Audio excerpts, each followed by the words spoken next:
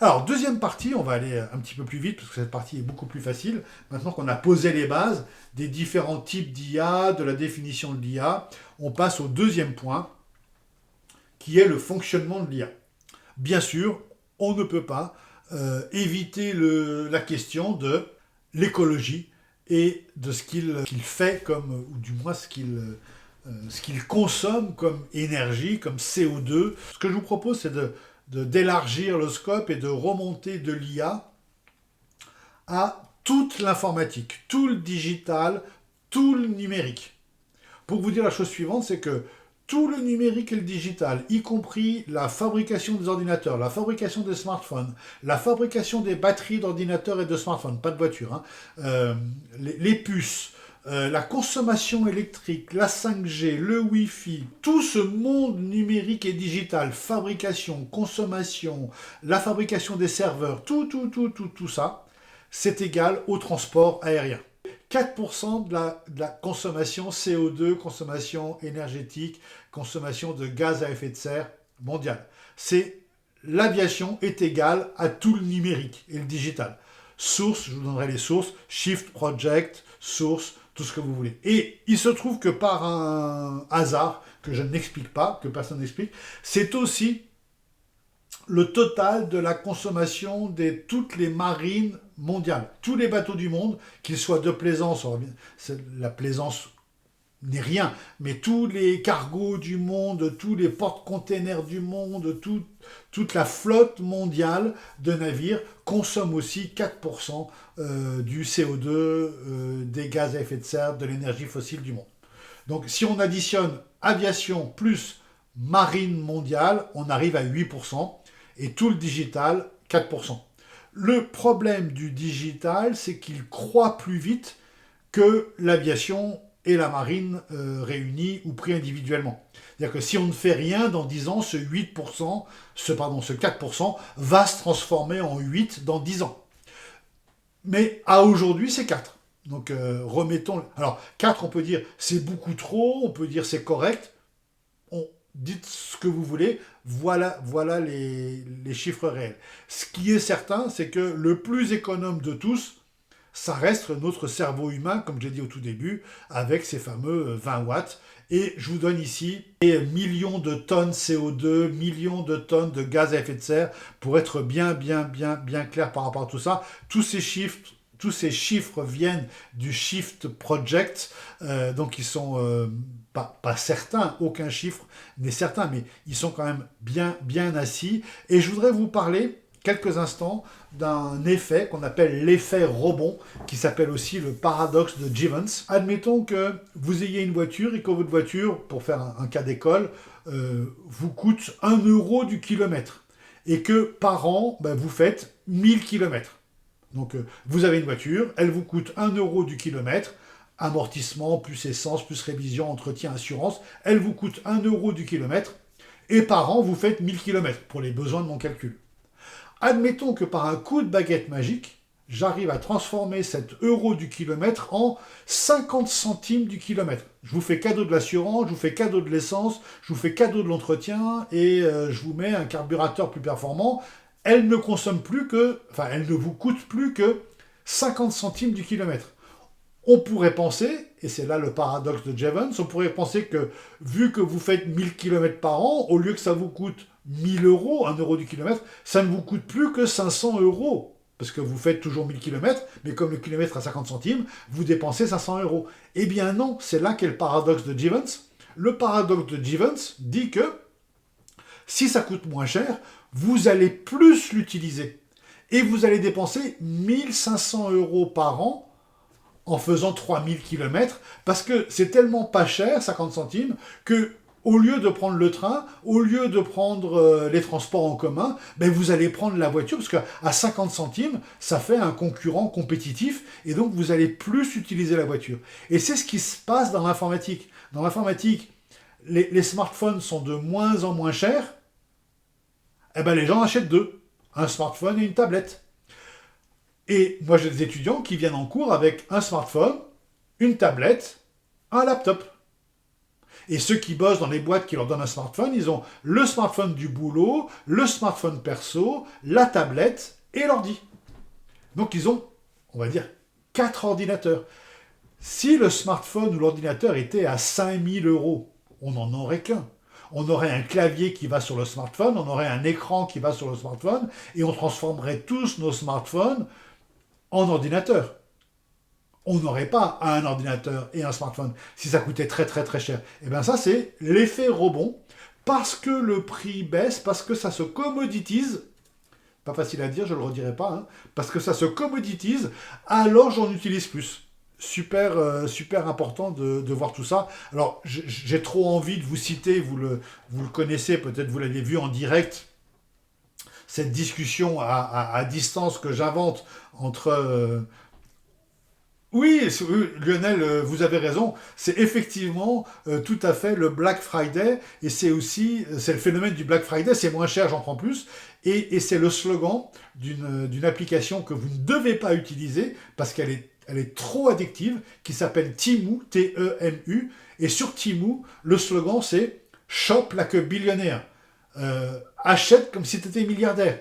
Tous les produits sont à 1,42 €, 1,24 €, 1,80 €. Vous avez des magnifiques coques de téléphone pour 1,12 €. Eh ben vous en prenez deux à 1,12 €. Vous prenez deux coques, qu'est-ce que vous voulez que je vous dise? C'est humain, il ne faut pas le faire. Il faut pas le faire. Moi, je ne l'ai pas fait depuis 2 ans. Et avant, je le faisais une fois par an, tous les 11 novembre, pour des raisons bien connues. Donc tous les 11 novembre, j'achetais un panier chez Temu, AliExpress. Mais qu'une fois par an, et depuis 2 ans, je ne l'ai plus fait du tout. Mais c'est évident que cet effet rebond, c'est tellement pas cher que bah, j'en ai pas besoin de deux, mais j'en prends deux. C'est évident. Et moi, je voulais vous amener sur celui que vous avez cité tout à l'heure, le fameux Donald Trump qui dit à tous les gens de l'IA, venez faire de l'IA chez nous, on a assez d'électricité pour tout le monde, et il suffit de forer, et il disait drill baby drill, donc forer chez nous, vous aurez du pétrole, avec le pétrole vous aurez de l'électricité. Et Macron a répondu la chose la plus intelligente du monde: plug baby plug, c'est-à-dire venez en Europe, il n'y a pas besoin de forer, on a de l'énergie nucléaire en France, on a de l'énergie nucléaire en excédent. Et je voudrais vous interroger sur une petite subtilité de cette énergie nucléaire. On a trop d'énergie nucléaire, nos 25 réacteurs nucléaires produisent trop pour la consommation de la France, et on vend de l'électricité à l'Italie, à l'Allemagne, qui n'a plus de centrales nucléaires, ils n'ont plus que des centrales à charbon, malheureusement, et du gaz russe. Donc on vend de l'électricité. La question que je vous pose, je n'ai pas la réponse bien sûr, hein. Est-ce qu'il vaut mieux vendre de l'électricité à l'Italie? J'aime beaucoup les Italiens et les Allemands, hein. Mais est-ce qu'il vaut mieux vendre de l'électricité aux Italiens et aux Allemands à 10 centimes du kilowatt, parce qu'on leur fait un prix? Ou est-ce qu'il vaut mieux consommer cette énergie électrique en France dans des data centers et leur vendre de l'IA à 1000 euros, 1000 € par minute? Moi, je pense qu'il vaut mieux exploiter cette électricité pour faire des data centers et leur vendre l'accès aux data centers à 1000 € par minute, plutôt que de leur vendre de l'électricité à 10 centimes le kilowatt. Je vous laisse réfléchir à tout ça. J'ai plein d'infos sur les data centers, je ne vais pas vous... Oui, bien sûr, je suis d'accord aussi avec Christophe. L'énergie que l'on vend aux Italiens et aux Allemands sert à chauffer les maisons, sert à faire tourner les écoles et les hôpitaux. Elle ne sert pas que à faire de l'IA et des data centers. Je suis d'accord avec vous, mais moi je préférerais qu'on laisse peut-être pas mourir de froid, mais je préférerais qu'on dise aux Italiens, aux Suisses et aux Allemands, débrouillez-vous pour trouver de l'énergie, nous on vous vend de l'intelligence. Mais je comprends le raisonnement de Christophe, ça peut être sympa de leur vendre aussi de l'énergie. Bon, allez, le sujet n'est pas clos. Alors, je vous propose de passer à une autre partie, très rapidement, toujours dans le fonctionnement, on est dans la partie 2 toujours, le fonctionnement de l'IA, avec les classements des différentes IA que vous connaissez déjà, à quoi elles servent et comment est-ce qu'on les classe. Et comment est-ce qu'on dit, quand on vous dit c'est telle IA qui est la meilleure pour ceci, comment est-ce qu'on fait? Alors, il y a un premier type de classement d'IA qui est par vote du public. C'est-à-dire que vous pouvez voter. C'est-à-dire quand vous utilisez l'IA, on vous dit est-ce que cette réponse est meilleure que celle-là? Sachant que la première a été faite par OpenAI et la deuxième par Perplexity. Et vous, en tant qu'utilisateur, vous dites ah ben moi, j'aime mieux la réponse 2. Et ben, du coup, on donne un point à Perplexity et moins un à OpenAI. On peut faire les classements par des scores à des examens qui existent, ou par des tests spécifiques, ou par des forces relatives, ou, et c'est toujours d'actualité, le fameux test de Turing. Je pense que vous voyez qui est Alan Turing. Dans les années 50, c'est lui qui a permis de décoder la machine allemande Enigma, qui nous a permis, entre autres, pour faire court, de gagner la guerre, comme ça on fait simple. Et le test de Turing, c'est un test qui dit que vous parlez à une machine en texte, et une fois c'est une machine qui vous répond, et une fois c'est un humain qui vous répond. Est-ce que vous êtes capable de dire quand c'est l'humain, quand c'est la machine? Ce que je peux vous dire, c'est qu'aujourd'hui, si je vous fais dialoguer avec quelqu'un, même avec la voix, vous ne pouvez pas dire si c'est un humain ou une machine. Vous allez lui poser des questions un peu tordues, des questions techniques, des questions scientifiques, des questions sentimentales, des questions émotionnelles. L'IA sait parfaitement vous répondre sans faire aucune erreur. Et donc, vous pouvez confondre. Donc, le test de Turing est aujourd'hui non pas dépassé, mais il est réussi pour l'IA. L'IA peut se faire passer pour un humain dans 95% des cas. Bien sûr, un humain qui ne vous connaît pas. Et si je vais un peu plus loin, l'IA que vous utilisez tous les jours, et je vais vous donner un autre exemple que celui-là. L'IA, si vous utilisez une IA tous les jours, admettons pour faire simple et pour faire classique, admettons que vous utilisiez OpenAI et ChatGPT tous les jours. Eh bien, au bout de 3 mois, ChatGPT vous connaît mieux que votre voisin ne vous connaît. J'ai pris votre voisin pour pas être méchant et pour pas aller dans la sphère familiale. Parce qu'à force de lui poser des questions, l'IA voit bien quel caractère vous avez. À force de faire telle question enchaînée à telle autre, l'IA voit bien quel caractère vous avez. Et l'IA vous connaît mieux que certaines personnes qui sont peut-être plus proches de vous, ou mieux que certains humains. Et donc si vous dialoguez avec une IA, donc je vous cache, je ne vous dis pas que c'est une IA, et on fait une conversation, vous ne devinerez jamais si c'est moi, votre voisin, ou l'IA qui vous parle et qui vous répond. Même en posant des questions casse-gueule du style « Est-ce que tu m'aimes Est-ce que tu te reproduis etc. etc. L'IA sait très bien aujourd'hui répondre à toutes ces questions. Donc, voilà, l'IA fonctionne extrêmement bien. Et aujourd'hui, si vous voulez connaître quelqu'un, je parle d'un logiciel que je connais très bien qui s'appelle TikTok. Si vous voulez connaître quelqu'un, l'algorithme d'IA de TikTok est tellement bien fait. Je ne dis pas que c'est une bonne chose, je dis qu'il est bien fait techniquement. Après, on peut dire c'est une mauvaise chose, il faut l'interdire, ou il faut l'autoriser sous condition de, peu importe. Mais l'IA qui fait l'algorithme de choix, de proposition des sketchs que vous recevez, des mini-vidéos que vous recevez dans TikTok, est tellement bien fait qu'en regardant le fil TikTok d'une personne, vous en apprenez plus sur cette personne qu'en discutant 10 heures avec lui. Si vous voulez connaître les ados qui vous entourent et qui utilisent TikTok, dites-leur « Est-ce que je peux regarder ton TikTok avec toi pendant 5 minutes ?»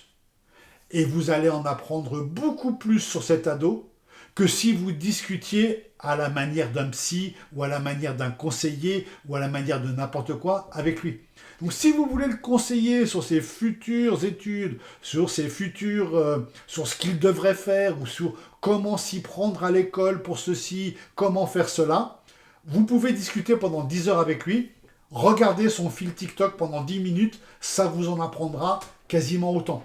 Vous pouvez penser que ce que je vous dis là est complètement dingue, stupide et que ce n'est pas la vérité, je vous promets que c'est vraiment la vérité. Encore une fois, hein, je ne dis pas que c'est bien, je ne dis pas que c'est bien qu'il faut utiliser TikTok, je dis simplement, si quelqu'un utilise TikTok, on sait plus qui il est en regardant son fil qu'en discutant avec lui. Maintenant, si on peut faire les deux, c'est bien sûr encore mieux. Donc, différents classements que je vous propose par rapport à l'IA, je ne vais pas tous vous les détailler, ils sont dans le dossier. Il y en a un que j'aime bien, j'espère que vous le trouvez rapidement. Je vous parlais tout à l'heure de Hugging Face, donc voilà le classement qui est fait sur Hugging Face. Et je voulais vous trouver LM Arena, mais je ne l'ai pas mis ici. Non, je ne l'ai pas mis, donc désolé, je ne vous montre pas LM Arena, je vous montre plein d'autres classements. Voilà, bon, pas très important. Pas très important. Ah, le voilà, excusez-moi. LM comme Large Language Model, Arena, donc une arène à Language Model. Donc une arène à IA. Donc vous pouvez y aller sur LM Arena, il y a le lien dans le site internet. Vous pouvez lui demander n'importe quoi, hein, ce que vous demandez habituellement, et il va vous sortir deux réponses. Il vous sort la réponse A ici, et il vous sort la réponse B ici. Et c'est à vous de dire, vous ne savez pas laquelle vient de chez qui, et c'est à vous de dire quelle réponse vous préférez. Et quand vous dites, ben moi, en tant qu'humain, hein, en tant qu'utilisateur, je préfère telle réponse, eh bien, il donne un point à telle IA. Donc là, je vous l'ai montré de manière un peu différente sur Grok, mais peu importe. LM Arena, vous pouvez y aller, vous posez la question, il va interroger sans que vous le sachiez deux IA, vous ne savez pas lesquels c'est, ça peut être deux que vous ne connaissez pas, par exemple, je vous en cite deux que vous ne connaissez pas, Manus et Qwen, vous ne connaissez pas ces deux IA, parce qu'elles sont très peu connues. Il vous donne la réponse de Manus et la réponse de Qwen. Vous dites, ah ben moi, je préfère celle-là. Et il vous dit après, ben celle-là, elle venait de chez manus.im. Utilisez manus.im, une très très bonne IA. Elle est chinoise, une très très bonne IA. Ou DeepSeek, une très très bonne IA. Ou Qwen, une très bonne IA. C'est chinois, mais c'est pas parce que c'est chinois, comme TikTok. C'est pas parce que plutôt taïwanais, mais c'est un peu pareil. C'est pas parce que c'est chinois, taïwanais ou singapourien qu'il faut forcément le rejeter, sachant que malheureusement Mistral ne peut pas tout faire, et heureusement que Mistral ne fait pas tout, parce que on épuiserait le stock d'électricité de Mistral si on lui demandait de faire absolument tout pour nous. Ou pas. Alors je vous propose de continuer notre discussion autour de l'IA et de passer maintenant aux évolutions possibles de l'IA. Et je vais vous en citer quelques-unes pour justement avoir votre avis et réfléchir à ça. Ce qui est certain, je vous le disais au tout début de conférence, c'est que l'IA, c'est vraiment l'éléphant dans la pièce. On ne parle que de ça. Je pense que vous connaissez le cabinet Gartner qui fait des études. Là, vous avez le nom Gartner en haut et en bas.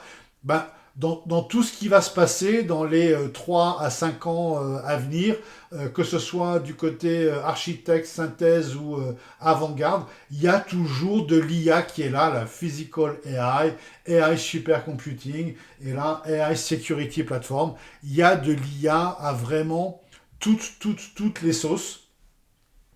Et comme puisqu'on est chez Renault, on va parler un peu d'automobile. Comme l'automobile a remplacé les chevaux, et ben de cette même manière-là, et ben vous allez avoir la substitution de la machine à vapeur par l'électricité, la substitution des calculatrices par Excel, et puis forcément, vous aurez la substitution des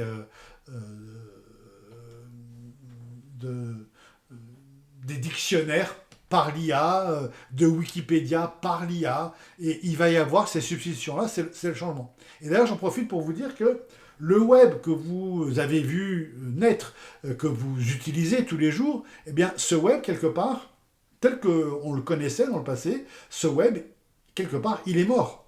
De la même manière que le Google qu'on connaissait, le Google Search Engine, le moteur de recherche Google, pareil, ces deux visions-là sont mortes. Parce que tout simplement, on arrive dans une logique avec l'IA où on passe d'un moteur de recherche, on fait une recherche, on soumet la recherche à Google, Google nous envoie une série de réponses possibles et nous cliquons sur la réponse qui nous intéresse, on arrive aujourd'hui à une réponse automatique. C'est-à-dire que vous posez une question à l'IA ne vous donne pas une liste de sites à visiter pour avoir la réponse, l'IA vous donne la réponse.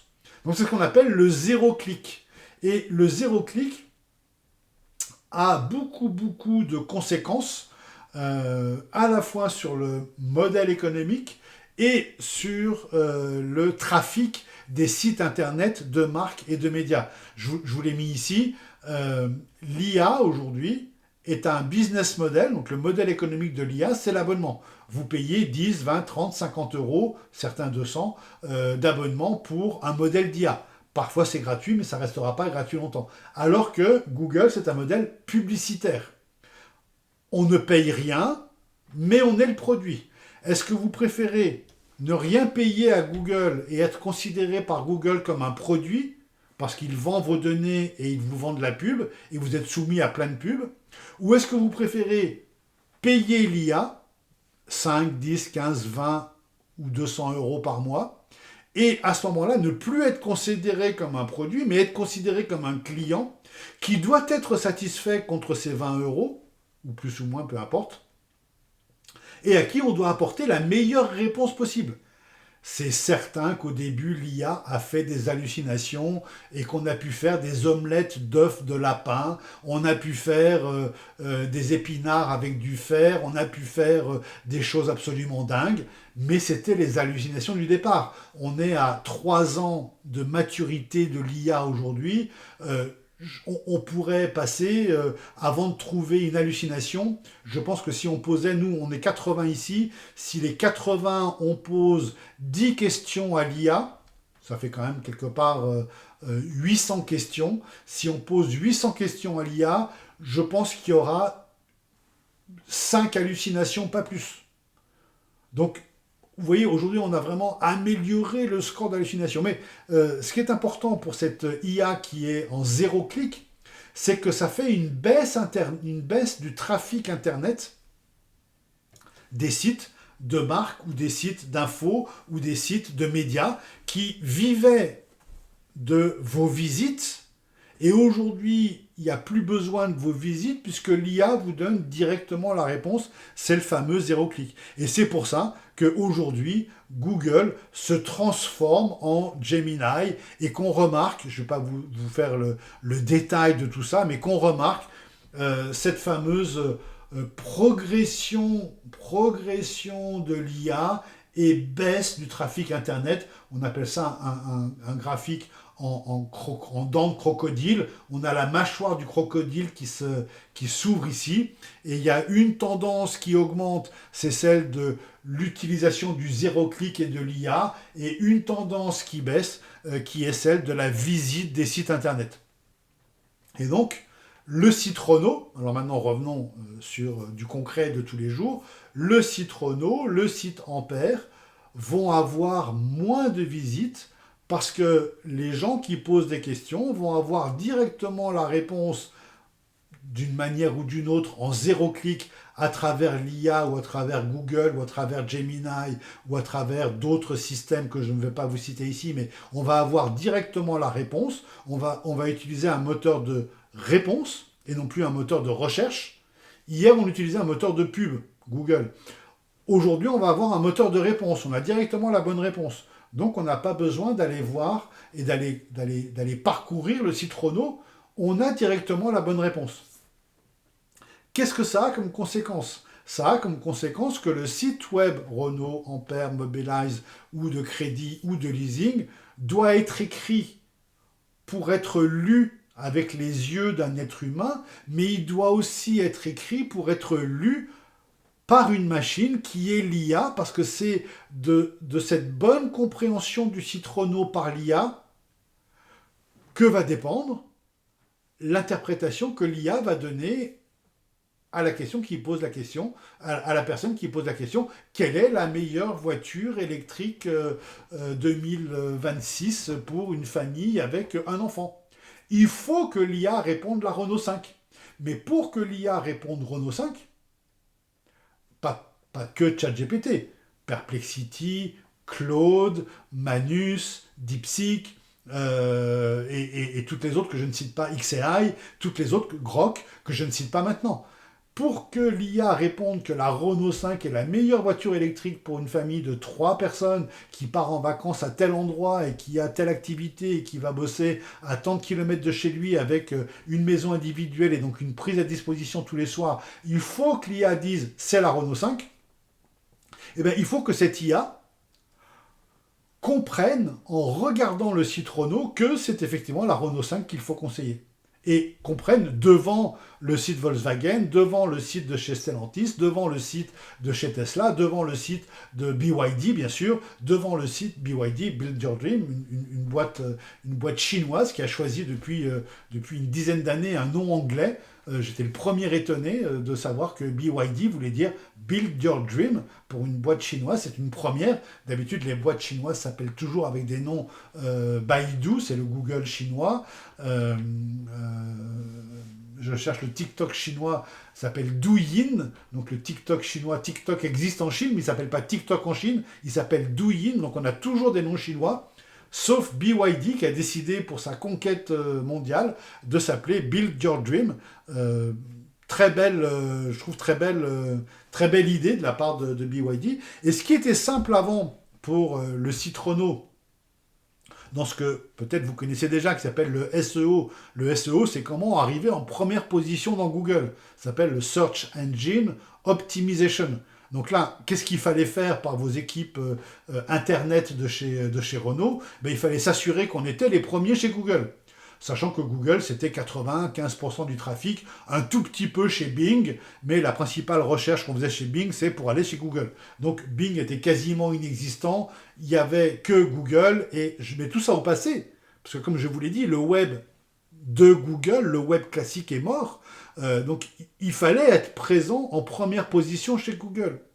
Aujourd'hui, c'est beaucoup plus compliqué. Regardez-moi ce GEO, qui veut dire Generative Engine Optimization.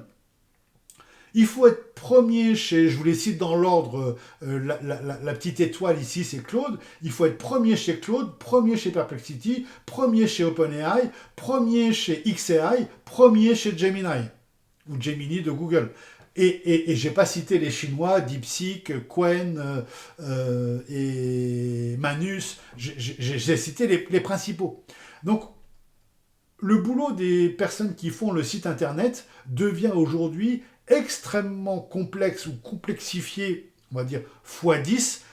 Hier, il suffisait de plaire à l'utilisateur et à Google. Demain, il faut que le site Renault plaise à l'utilisateur, bien sûr, à Google aussi, mais à tous les moteurs d'IA. Et il y en a une bonne dizaine. Et ça, c'est extrêmement plus compliqué que d'avoir juste quelques avis positifs de la part de Google. Qu'est-ce qui va changer aussi, puisqu'on parle d'évolution, qu'est-ce qui va changer? Je vous ai mis plein de statistiques, mais on ne va pas les lire maintenant. Je vous ai mis plein de statistiques sur le nombre de ce qu'on appelle des AI Overview par rapport aux pages classiques. Je ne vais pas vous les détailler ici. Qu'est-ce qui va changer aussi? Et attention, c'est assez saisissant comme image. Les applications que nous avons sur notre téléphone. Les applications sont peut-être en train de vivre, j'exagère un peu pour être un peu théâtral, hein, c'est pas exactement le fond de ma pensée, mais les applications sont peut-être en train de vivre leurs dernières heures. Regardez le téléphone vendu par un opérateur allemand, Deutsche Telekom, avec une app. Le smartphone, il est vendu avec une app, une seule, qui est Perplexity. Vous pouvez pas mettre WhatsApp dedans, vous pouvez pas mettre Chrome, vous pouvez pas mettre Map, vous pouvez pas mettre ce que vous voulez, Calendar et tout. Tout est dans Perplexity.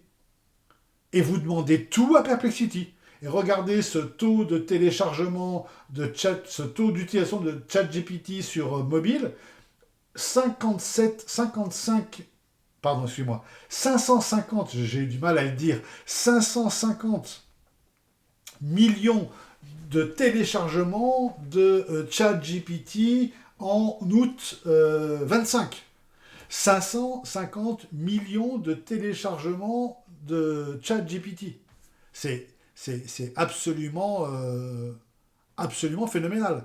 Donc ça veut dire que demain, peut-être, dans les mobiles, il y aura 2 fois moins, 3 fois moins d'applications, puisque un ChatGPT, un Perplexity, un Mistral, je regarde mon téléphone pour les avoir tous, un DeepSeek, un Manus, un Grok, un Gemini vont pouvoir faire, je ne vous mens pas, c'est sur mon téléphone, j'ai regroupé toutes mes applications AI dans une seule, voilà les 9 applications que j'utilise, pas tous les jours, mais quasiment tous les jours sur mon téléphone.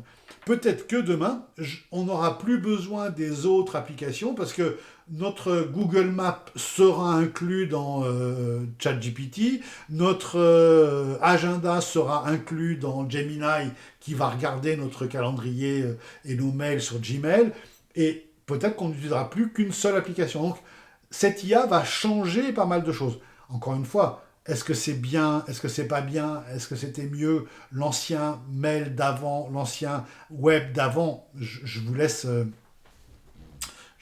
réfléchir à tout ça, mais en tout cas, on a bien quelque chose qui va innover et qui va faire disparaître, de manière très logique, d'autres éléments.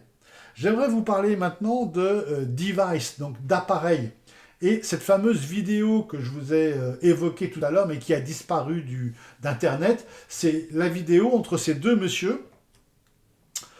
Lui, vous le connaissez peut-être, c'est Sam Altman, le patron et le fondateur de OpenAI. Et lui, c'est quelqu'un d'un peu moins connu, mais vous utilisez forcément un de ses produits. Il s'appelle Johnny Ive, Jonathan Ive. Et c'est lui qui était le bras droit de Steve Jobs, du temps où Steve Jobs était encore en vie. Je pense qu'il y a une dizaine d'années qu'il est décédé. Eh bien, Johnny Ive était le bras droit de Steve Jobs, et c'est Johnny Ive qui était le designer de l'iPod, de l'iPhone, de l'Apple Watch, du MacBook Air, et aussi d'autres éléments. Et donc ce Johnny Ive a été embauché pour plus de 10 milliards de dollars par Sam Altman pour développer chez OpenAI des objets. Donc ça veut dire qu'aujourd'hui, OpenAI fait, on va dire, du logiciel. Il fait une IA, vous interrogez OpenAI, OpenAI vous répond. Bon, modèle classique. OpenAI fait aussi des API, on va y venir dans quelques instants. Et demain c'est dès 2026, OpenAI va lancer 7 objets, 7 appareils qui seront des interfaces homme-machine de l'IA. Personne ne sait. Ce qu'on sait, c'est que ça a coûté 10 milliards à Sam Altman pour avoir Johnny Ive. On sait qu'il va y avoir 7 objets. On sait que sur ces 7 objets, il y en aura la moitié, pas facile de diviser un nombre impair en deux, mais il y en aura la moitié sans écran, et que ce seront des nouvelles manières d'interroger l'IA. Donc, est-ce que ce seront des colliers connectés, des montres, des bracelets, des lunettes, des haut-parleurs, on ne sait pas ce que c'est, mais il va y avoir des nouveaux objets. Et donc, j'espère que vous penserez à cette discussion quand vous verrez ces nouveaux objets sortir en 2026. Il va y avoir des nouveaux objets siglés OpenAI qui vont s'appeler le chat, un peu comme le chat de Mistral, mais ce sera le chat, et qui vont être des objets connectés, donc des objets qui vont rentrer dans la famille des objets connectés qu'on appelle les IoT, Internet of Things, c'est les fameux objets connectés. Et bien sûr, premier objet connecté qui nous intéresse, tous ceux qui sont dans la voiture.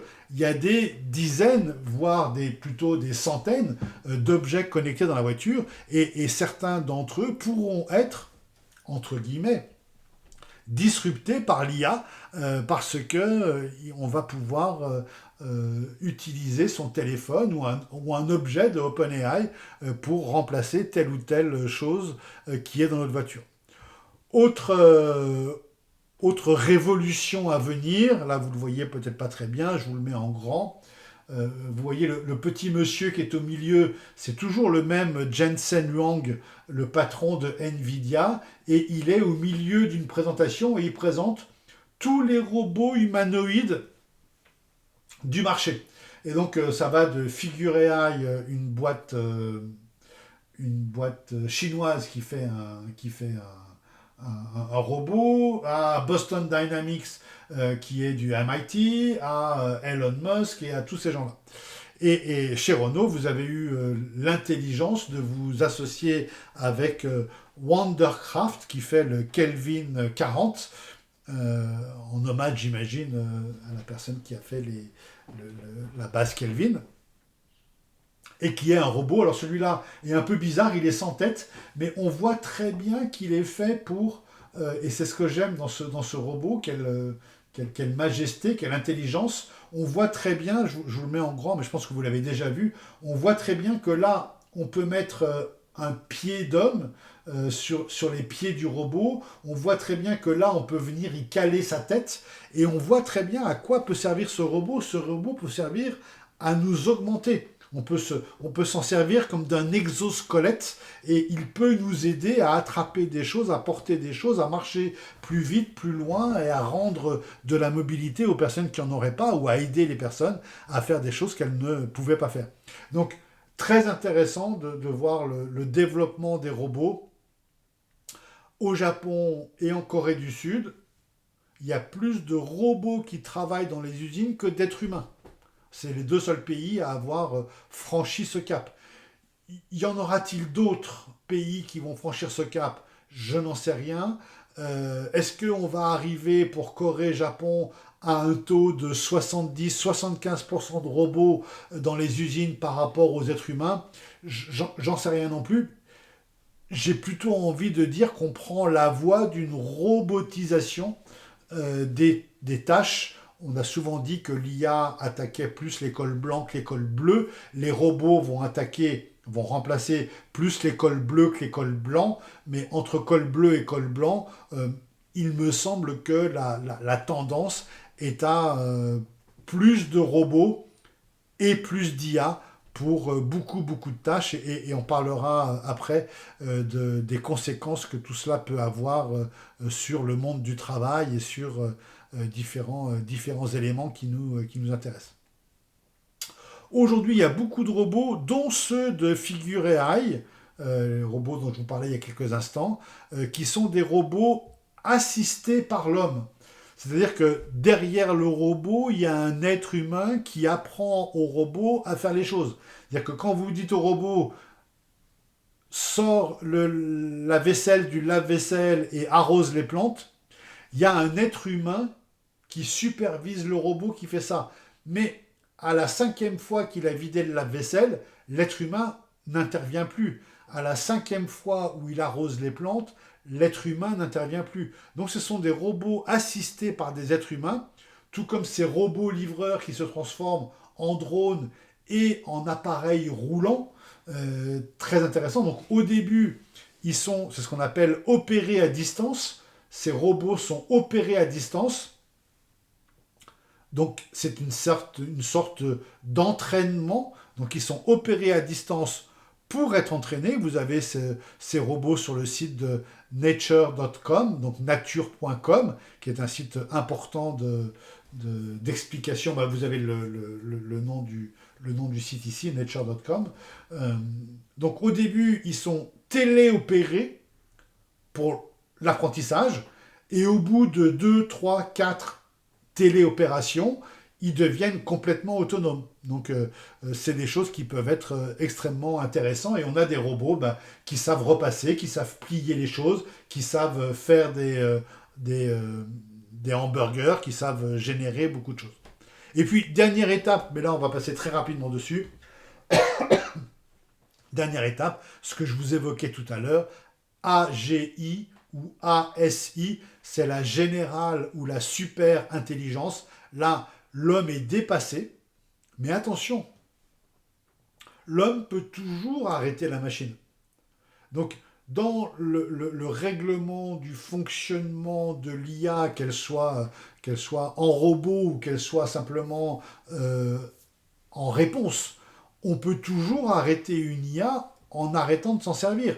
Et comme disait Coluche, ça se vendrait moins si les gens n'en achetaient pas. Donc si demain, on n'est pas content des résultats de l'IA et on trouve que l'IA nous donne de mauvais résultats, eh bien, il suffit d'arrêter de s'en servir pour qu'on arrête de nous en proposer. Il se trouve que tout ce qu'on fait avec l'IA est mieux que ce qu'on fait sans IA. Donc l'IA est vraiment à prendre comme un assistant, comme un stagiaire, comme quelque chose qui nous améliore, quelque chose qui nous aide. Les robots sont là aussi pour nous aider. En nous aidant, ils nous rendent meilleurs, ils nous rendent, je sais que le mot est moche et que personne ne l'aime, mais moi je l'aime bien, ils nous rendent plus productifs et peut-être qu'ils vont nous donner un temps libre supplémentaire et que la semaine de 5 jours sera un effet de l'utilisation de l'IA pour tout le monde et qu'on arrivera à faire des choses encore plus intelligentes. Je vous montre très rapidement les nouvelles lunettes de chez Meta. Vous reconnaissez, je vous les mets en grand ici, vous reconnaissez le logo Meta ici, cette espèce de lemniscat, le logo infini. Et à l'intérieur de la lunette Meta, on peut projeter quelque chose avec un neural band, donc un petit bandeau que l'on met autour du poignet qui sert à diriger cette IA. Si on couple ces lunettes à une voiture, on est capable, je ne veux pas dire de faire conduire un aveugle, c'est pas ça le but, mais on est capable d'assister le conducteur à la fois dans la voiture, dans la conduite autonome, et dans les lunettes, de lui passer les informations nécessaires. On avait le tête haute que vous connaissez tous, qui projette l'information sur le pare-brise. Et ben, on va avoir la connexion aux lunettes qui vont faire la projection à l'intérieur de la lunette. Et cette paire de lunettes, elle est déjà en vente, elle vaut 800 €, enfin 800 $, puisqu'elle n'est en vente qu'aux États-Unis. Et c'est la nouvelle lunette de chez Meta qui fonctionne extrêmement bien. Donc voilà, différentes informations. Et puis pour continuer sur cette idée de plateformisation, on a une plateforme voiture, une plateforme batterie, une plateforme logicielle. Ceux qui l'ont très bien compris, c'est les gens de chez Huawei. Je vais vous le mettre en grand ici. Vous avez là un magasin Huawei. Et à côté des smartphones, des tablettes, des écrans, des laptops et des télés, il y a la voiture de chez Huawei. Et vous l'avez en différents étages. Au rez-de-chaussée, les voitures. À l'étage, les smartphones et les différentes choses. Donc, plein de choses sont aujourd'hui possibles grâce à tout ça. Jusqu'où faut-il aller et à quel moment faut-il s'arrêter? Ce sont de grandes questions et bien sûr, on a besoin de régulation. Et l'Europe, la France historiquement, et la France a contaminé l'Europe, et l'Europe s'est très très bien régulée avec un conseil de l'intelligence artificielle, avec, j'ai oublié son nom, mais avec cette personne très connue qui a fait des... Thierry Breton, merci. Merci. Merci à celui qui a dit Breton, Thierry Breton, bien sûr, qui, allez, on va le dire, on peut se le dire ensemble, qui a coulé Atos, et après avoir coulé Atos, qui essaye de couler l'IA européen en ayant cette fameuse AI Act, donc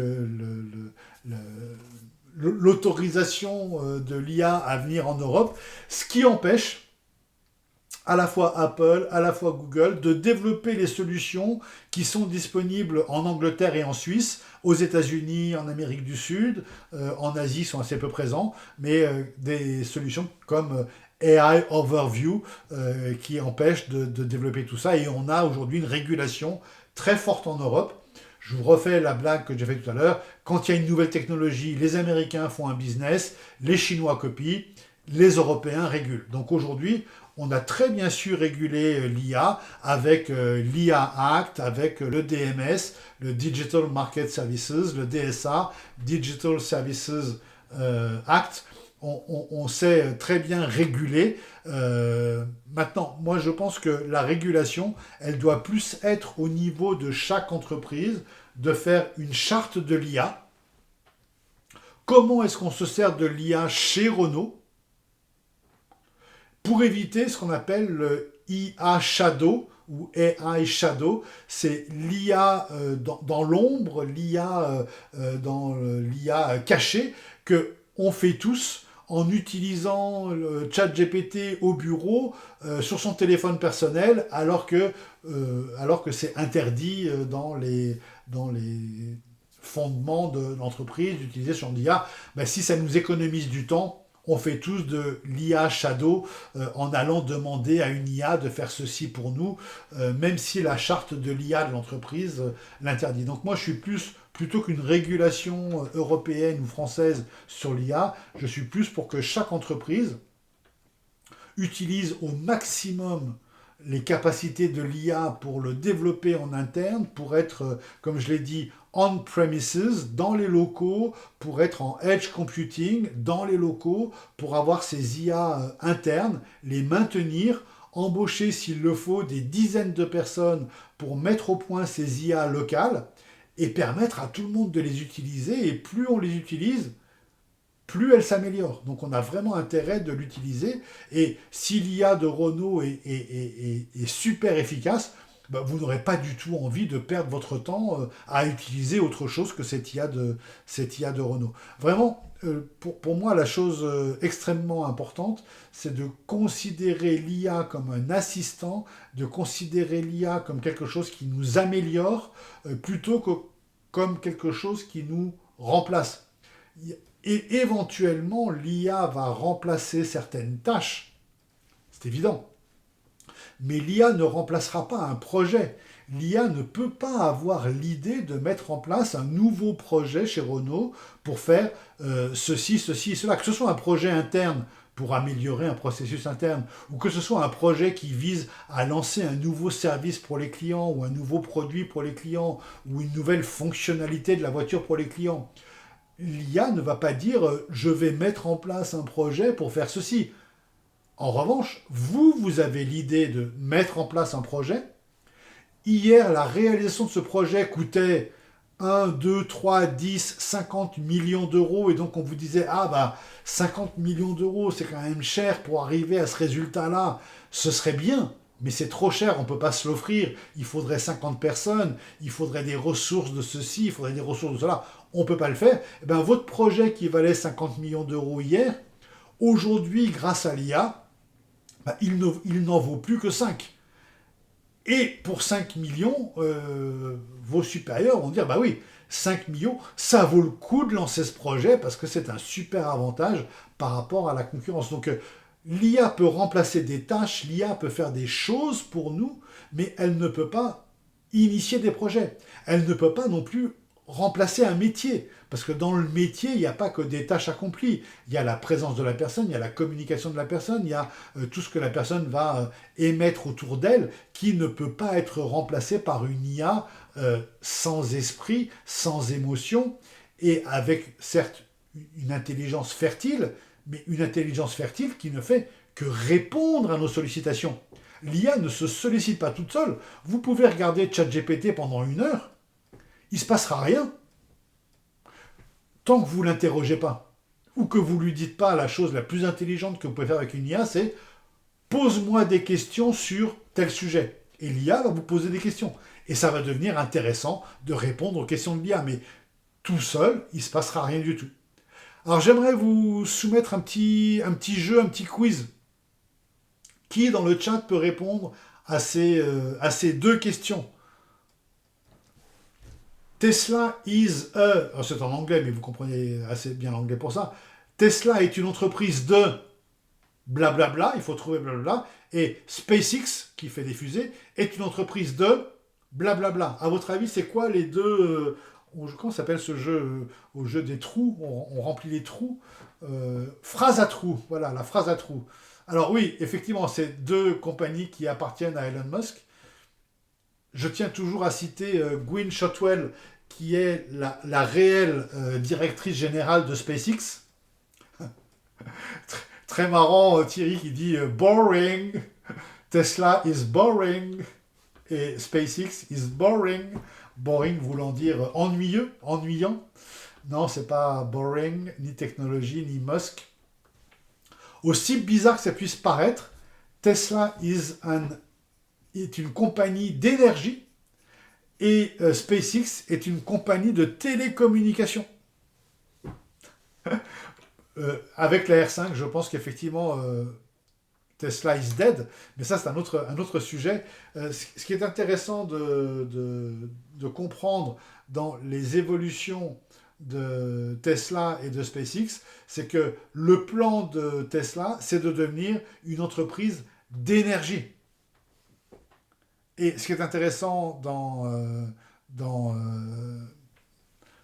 SpaceX, c'est que SpaceX lance des fusées. Mais ces fusées ont pour objectif d'avoir des satellites, et ces satellites ont pour objectif de communiquer. Donc l'une est une entreprise d'énergie, l'autre, je ne vais pas développer, l'autre est une entreprise de télécommunication.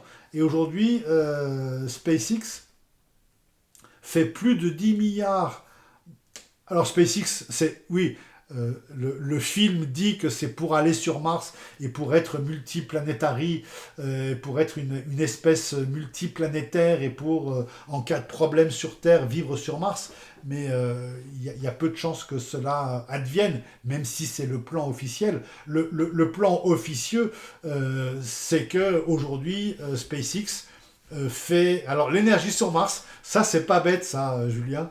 De l'énergie sur Mars, un data center sur Mars, du coup, on n'aurait pas besoin de le rafraîchir, parce que je vous rappelle que sur Mars, il doit faire moins 200 degrés ou moins 100 degrés, donc comme ça, on n'aurait pas besoin de...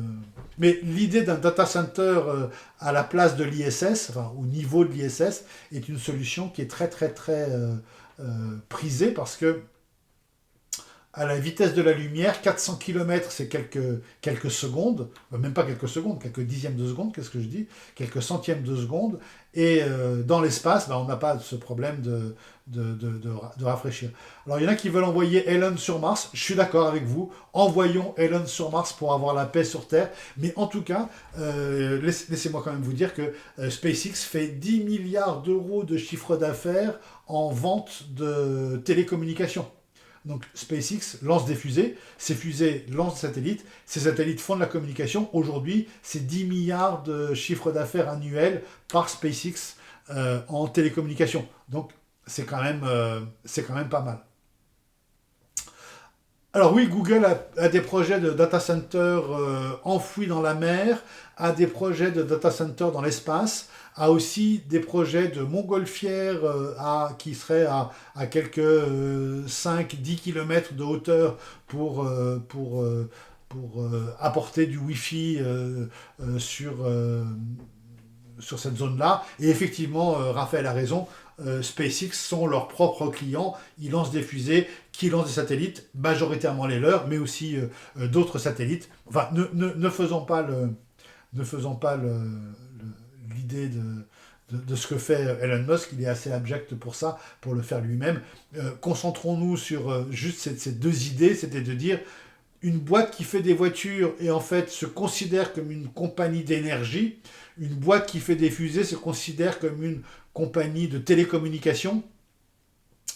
C'est pour ça que votre Renault-Lution et l'idée Ampère sont des idées qui sont extrêmement porteuses et extrêmement intéressantes. Alors je propose de passer au quatrième sujet, on va aller assez vite, juste pour vous parler des API, des MCP et de ce que ça va produire comme risque et comme potentiel intérêt chez Renault.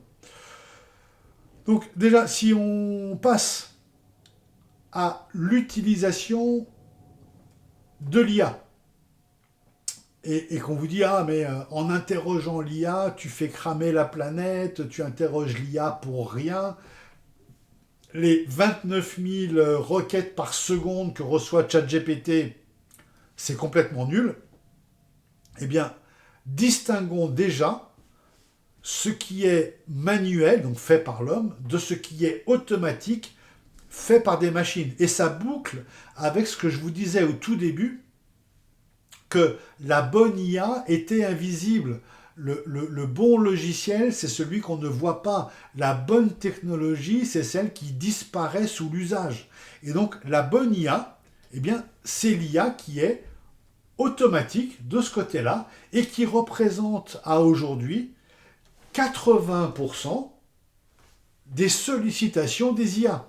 Donc 80% des requêtes ChatGPT sont des requêtes qui sont faites automatiquement par des machines à une machine, ce qu'on appelle le agent to agent. Vous connaissez tous le B2B, le B2C, grand classique du commerce. Et bien là, on est sur du A to A. Donc le A, c'est agent. Donc votre logiciel s'adresse à ChatGPT, donc agent to agent. ChatGPT répond à votre logiciel et vous n'avez même pas l'impression, mais vous avez interrogé l'IA sans vous en rendre compte. Si vous devez faire des prévisions de vente de voitures sur 2026, si vous devez faire une meilleure chaîne logistique pour l'approvisionnement de vos matières premières ou de vos spare parts ou de vos fournisseurs, et que vous utilisez un logiciel qui vous fait une prévision juste, vous ne savez peut-être pas que ce logiciel interroge une IA, que l'IA a répondu à votre logiciel sans que vous vous en rendiez compte, et vous profitez d'une meilleure solution grâce à l'IA. Et c'est ce qu'on appelle donc l'API. Ici, vous avez API, et je vais développer ces deux points, le MCP. Donc si on parle d'API, vous avez tous entendu ce mot d'API. Voilà l'API de Mistral, elle est connue. Voilà ce que c'est qu'une API en général. C'est une interface entre deux programmes, entre deux applications, qui est automatisée. Donc deux applications qui n'ont rien à voir vont pouvoir communiquer à travers une API qui est automatisée, programmée pour communiquer entre eux. L'API, et c'est vieux comme l'informatique, hein, il n'y a pas de nouveauté dans l'API, ça a toujours existé, et même un certain Jeff Bezos, là vous l'avez ici, en 2002, a dit que chez Amazon, tout le monde devait utiliser des API, et vous voyez toujours la délicatesse des Américains ici, le point 6. Anyone who doesn't do this will be fired. Donc, comme ça, thank you, have a nice day. Comme ça, vous voyez qu'il n'y a pas que Elon Musk qui est brutal et grossier et qui tape directement ici. Jeff Bezos dit en 2002, Amazon doit être bâti sur des API capables d'interroger des programmes tout seul. Donc c'est comme ça que fonctionne l'IA aujourd'hui. Et tous ceux qui font pas ça sont tout simplement virés. Alors, ça c'est une première chose. Et une deuxième chose qui est extrêmement importante aussi à comprendre, c'est ce fameux MCP que je vous mets là à l'écran. Donc vous avez compris, l'API, c'est un programme que vous utilisez vous, sans savoir qu'il y a de l'IA dedans. Ce programme interroge dans votre dos, sans vous le dire, en automatique, une IA, prend la réponse, la mixe avec ce qu'elle voulait vous répondre, et vous fournit une réponse meilleure que celle qu'elle vous fournirait sans IA. Vous êtes content, vous avez une meilleure réponse, vous pouvez faire un meilleur boulot, et vous avez utilisé l'IA sans vraiment vous en rendre compte, sans payer, sans rien faire. C'est le logiciel qui fait ça pour vous. Deuxième étape, un tout petit peu plus complexe celle-là, qui est le MCP ou agentique. Et vous allez là comprendre l'intérêt de la chose. Le MCP, ne retenez pas le nom, c'est pas très important, ça veut dire modèle, contexte, protocole. C'est pas très important. C'est juste pour dire la chose suivante, que l'IA va agir pour vous Et c'est ce que fait, par exemple, là, vous avez le patron de Microsoft qui s'appelle Satya Nadella, qui dit, on va construire un agentique web. C'est quoi un agentique web? Vous comprenez à demi-mot, hein. C'est un web qui va agir pour vous.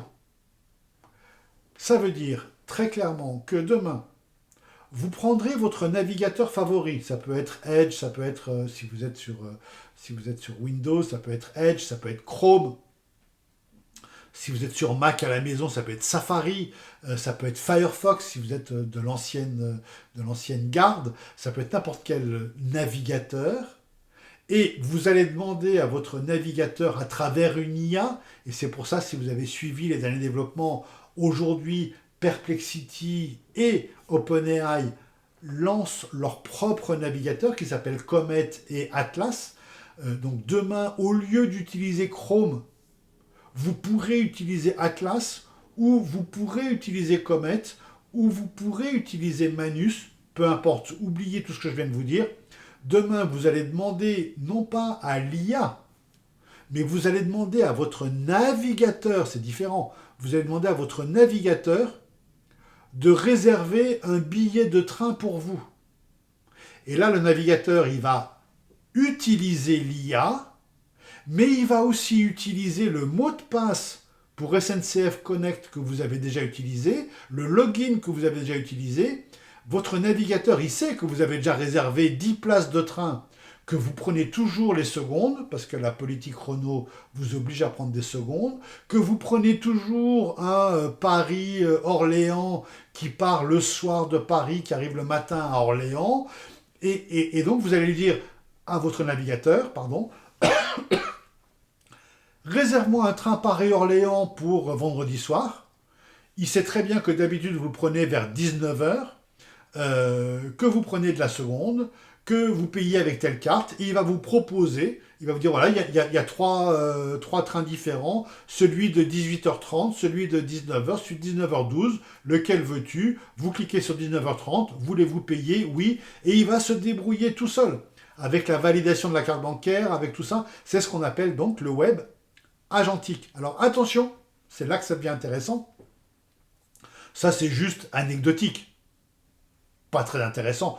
Sauf si on lui fait organiser des vacances, sauf si on lui fait organiser Parcoursup pour ses enfants, sauf si on lui fait organiser des choses plus complexes. Mais ce qui est encore plus intéressant, parce que là on est chez Renault dans un cadre business, ce qui est plus intéressant, c'est un directeur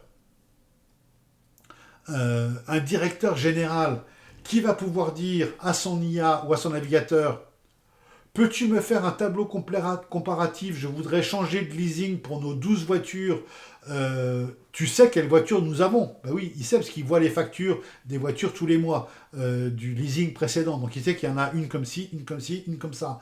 Donc je voudrais changer le leasing des voitures que nous avons actuellement. Est-ce que tu peux interroger différents constructeurs automobiles, me faire un tableau récapitulatif, me dire ce qui est disponible pour, là on est en décembre, pour le 15 janvier. Donc, que va faire l'IA? L'IA va aller, bien sûr, chez des concessionnaires, chez Renault, chez Peugeot, à droite, à gauche, va récupérer des informations. Il faut que votre site soit suffisamment clair et suffisamment lisible pour qu'il puisse comprendre quel est le modèle qui correspond aujourd'hui. Il y a un des collaborateurs qui a une C3. Quel est le modèle qui correspond chez Renault à une C3 si on remplace la C3 par une Renault? Donc certainement la nouvelle 4L électrique, je l'adore celle-là, mais bon, peu importe, c'est pas le but de parler de voiture ici. Mais il va falloir qu'ils comprennent ce que sont les correspondances, il va falloir qu'ils comprennent, et c'est ça le MCP, modèle, contexte, protocole, il va falloir qu'ils soient capables de savoir si ce modèle est disponible à la concession de Corbeil-Essonnes. Quel est le montant du leasing sur 3 ans avec 40 000 km, etc. Il faut donc que votre site internet de votre concessionnaire et de vous-même contiennent les informations de disponibilité de stock, de facilité d'accès au financement, de montant du financement, de montant de l'entretien, de pourquoi pas de montant de l'assurance, et que de machine à machine, le fameux A2A, agent to agent, le fameux web agentique, de machine à machine, que ma machine puisse interroger la machine de Renault sur les voitures, leur dispo, le prix du leasing mensuel, qui comprend quoi et qui a quoi, pour que je puisse remplir le tableau en tant qu'IA à mon patron, pour lui dire voilà, la proposition de chez Renault, c'est ça, ça et ça. Disponible demain, il faut contacter monsieur XYZ à Renault.com qui est capable de valider ça. Chez un tel autre fabricant concurrent, c'est ça. Je n'ai pas trouvé les informations chez Volkswagen, je n'ai pas trouvé les informations chez BYD, je n'ai pas trouvé les informations chez X, Y et Z. J'ai Renault qui a, demain, vous appuyez sur un bouton et vous avez pour 1859 € par mois les 10 voitures qui sont disponibles le 15 janvier. Et donc voilà à quoi vous devez vous attendre. C'est-à-dire que demain, quand vous n'étiez pas, hier, quand vous n'étiez pas sur Google, bah, vous manquiez de visibilité, mais le mot de demain, c'est celui-là.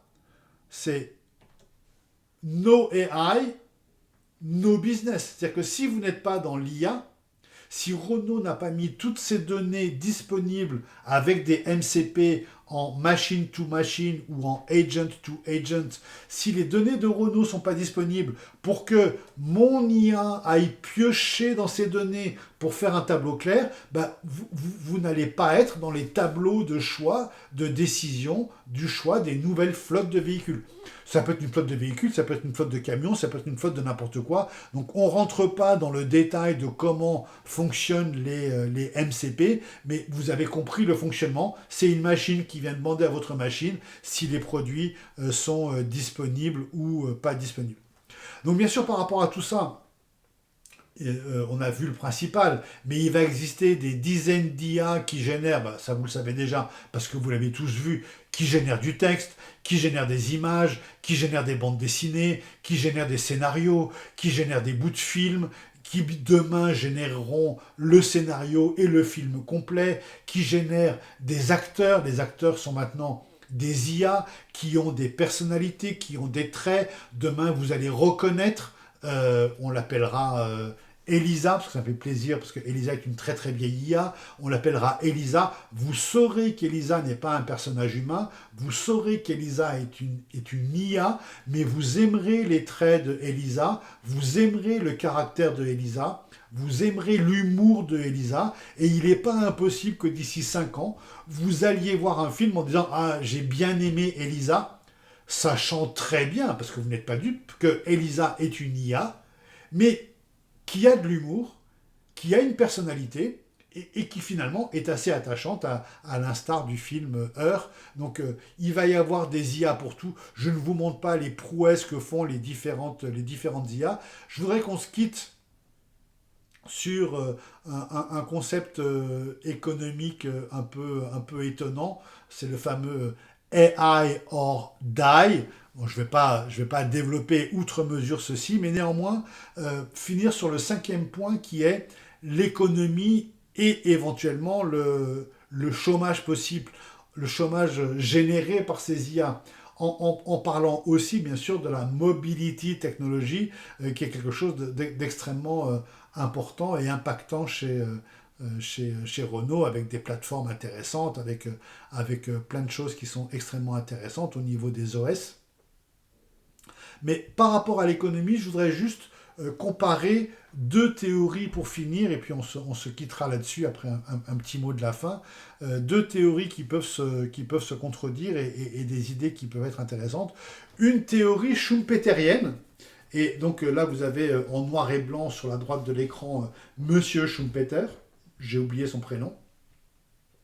Et Philippe Aghion, le livre de Philippe Aghion, avec Céline et Simon, Philippe Aghion, qui est prix Nobel d'économie, donc c'est un Français, prof au Collège de France, prix Nobel d'économie, mais qui dit exactement la même chose. Ce prix Nobel, je vous avoue un petit peu, m'a étonné, tellement il dit la même chose que Schumpeter, Schumpeter étant décédé dans les années 50, Donc on reprend en 2025 une théorie des années 50.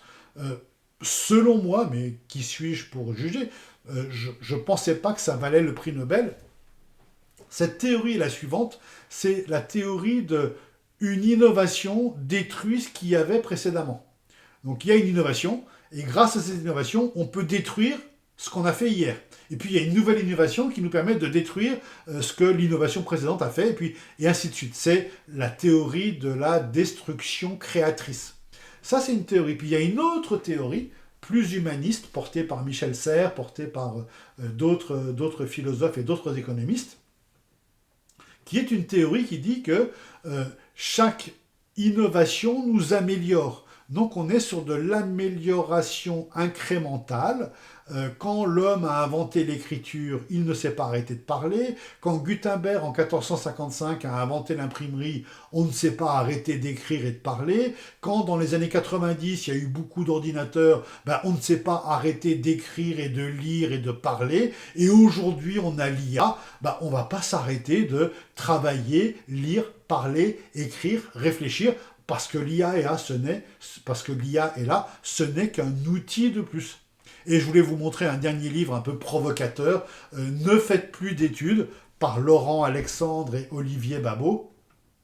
Alors, le titre est très très très provocateur, c'est dans le style, pour ceux qui connaissent Laurent Alexandre, c'est dans le style de Laurent Alexandre. Ce qu'il dit exactement dans le livre que j'ai lu et qui est très très bien écrit et qui n'est pas du tout écrit par l'IA, ce qui est dit dans ce livre, c'est « Ne faites plus d'études », sauf de très grandes écoles, et ne faites plus d'études, mais réfléchissez chaque jour, pensez chaque jour, et essayez chaque jour de vous améliorer. C'est vraiment la grande thèse du livre, c'est de faire en sorte qu'on s'améliore chaque jour. Et je termine par une image bien connue, qui est l'image de Matrix, avec la pilule bleue, la pilule rouge, alors sans aucune comparaison avec Matrix, sans aucune comparaison avec d'autres choses. La pilule rouge, c'est plutôt la pilule du progrès, qui consiste à dire on a compris ce qui améliorait les hommes et donc on prend la bonne pilule et on est conscient. Et la pilule bleue, c'est plutôt la pilule de l'oubli, ou la pilule de simplement la science pour la science, l'innovation pour l'innovation, l'invention pour l'invention. Même si ça ne sert à rien, tant pis. Moi, mon point de vue, et ce que j'espère vous avoir transmis pendant ces 3 heures passées ensemble, c'est de dire toutes ces innovations ne sont intéressantes que si elles constituent un progrès pour l'homme, que si les femmes et les hommes sont plus heureux en utilisant ces innovations qu'ils ne l'étaient hier, s'ils ont plus de temps disponible, s'ils ont plus de temps de cerveau disponible en ayant délégué quelque chose à l'IA, eh bien alors, oui, c'est un progrès. Si c'est un progrès, prenons-le et avançons pour cultiver encore autre chose. Si c'est juste de la science pour de la science, de l'invention pour l'invention, et que ça ne nous rend pas plus heureux et que ça ne nous sert à rien, à ce moment-là, ne le prenons surtout pas. Ça n'a strictement aucun intérêt, si ce n'est de consommer de l'électricité, de faire des bulles d'IA, de faire des bulles d'Internet qui ne servent finalement à personne.